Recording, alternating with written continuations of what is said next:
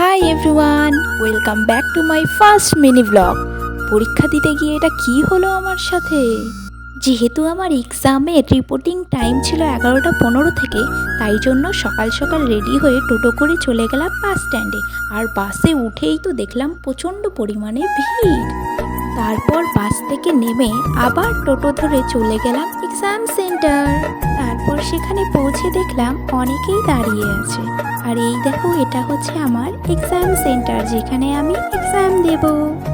যেহেতু সেন্ট্রালের এক্সাম, তারা কিন্তু কোনো মেটেরিয়ালই রাখতে দেয় না, তাই জন্য আমি এগুলো খুলে রেখে চলে গেলাম এক্সাম দিতে। তারপর এক্সাম শেষ করে আমি কিন্তু সবার শেষে এক্সাম থেকে বার হলাম, কারণ যেহেতু কম্পিউটারে এক্সাম ছিল আর এক্সামের সময় মাউসটা খারাপ হওয়ার কারণে আমার কিন্তু সবার শেষে এক্সামটা শেষ হয়েছিল। সেখান থেকে বেরিয়ে বাস স্ট্যান্ডে এসে আমি কিন্তু বাসে উঠে গিয়েছিলাম। আর রৌদ্র থাকার কারণে দেখো, এখানে আমি আমার স্কার্ফটাকে এখানে টানিয়ে দিয়েছিলাম। আর দেখো বাসে কত ভিড় ছিল। তারপরে বাস থেকে নামতে না নামতেই তো শুরু হলো প্রচণ্ড পরিমাণে বৃষ্টি।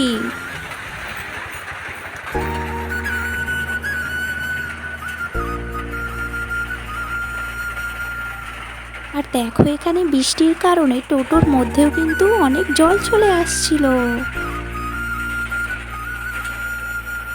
আর আমি এখানে বসে বসে ভাবছি কতক্ষণে বৃষ্টিটা থামবে আর আমি কখন বাড়ি পৌঁছাতে পারবো।